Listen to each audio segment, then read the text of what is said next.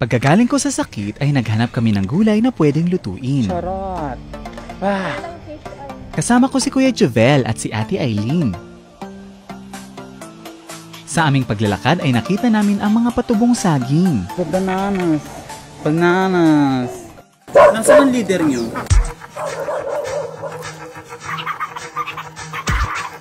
Sa aming paghahanap ng gulay ay una naming nakuha ang malunggay.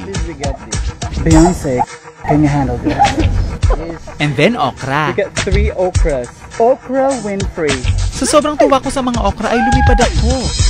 Pero hindi ko na tinuloy dahil nakakita ako ng mga pogi. Hi. Okay, tama na harot. Sa aking pagpapatuloy, na-experience kong muli ang Farm life. Okay.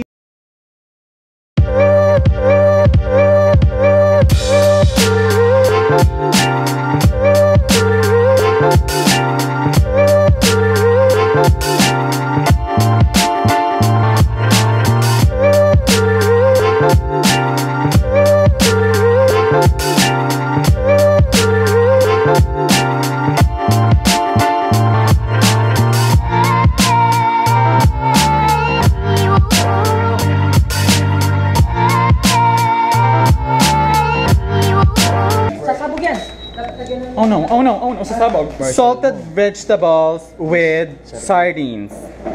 What? First saute the garlic. Ow! Disaster. Ay, nasunog na. Pagkatapos masunog ng bawang, sunugin din ang sibuyas. Charot. Oh my!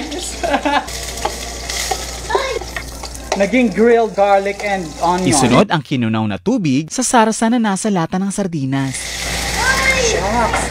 This is actually a science experiment. With Mama! With Kuya Penten! I-ready ang asin. Pak! Ilang taong 10 taon. Sprinkle it with love. Si Kuya Penten! It's boiling. Now it's time to shine the solid state vegetables. Pag kumulo na, ilagay ang mga matigas na gulay. Kuya Pen, pabebe ka? hindi pa. Ay, very good. Appear. Ayaw natin ng pabebe. Charot. Dagdagan ng camera movements. Forward, backward. Hello, I'm named Penten. Ayun na. Humampas na sa bibig mo yung camera. I-ready ang malunggay. Pag may bumisitang pogi, huwag pansinin. Hi. Hello. Huwag ding hawakan. The muscle. Ate Che! Hi! Hi! Lagyan ng sarsa ng sardinas ang mga pinakukulo ang gulay para kumapit ang lasa sa kanila. Dagdagan ng camera movements. Up, down, up. Haluin. Tapos, amuyin. Punasan ang stove once in a while. Ate Tanet!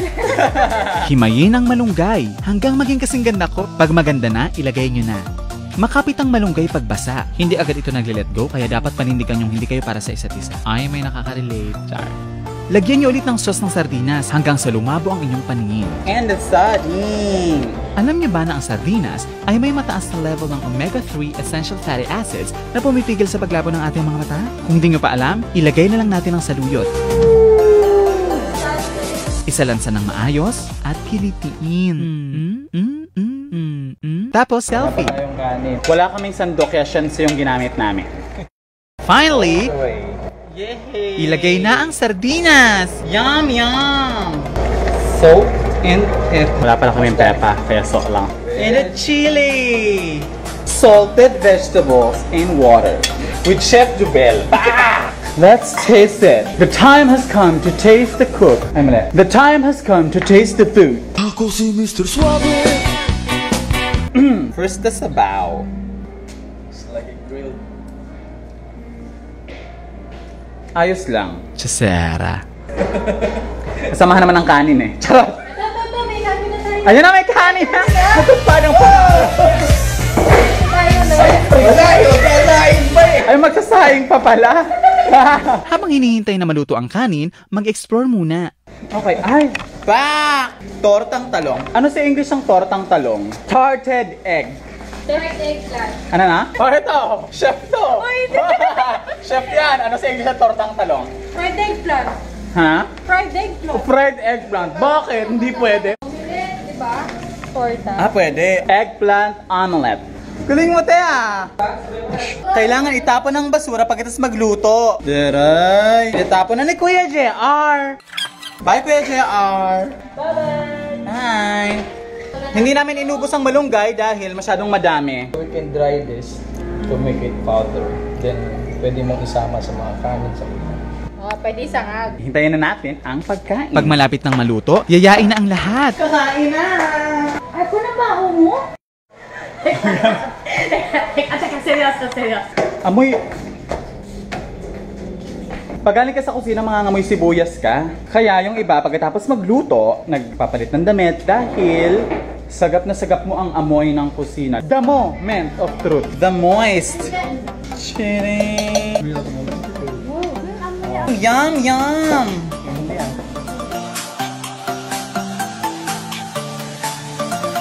Yum, yum. Yum, yum. Yum, yum. Yum, yum. Tosik pa. Yum, yum. Ano nga? Parang grilled. Gote. Ginisang gulay sa sardinas. Yum, yum.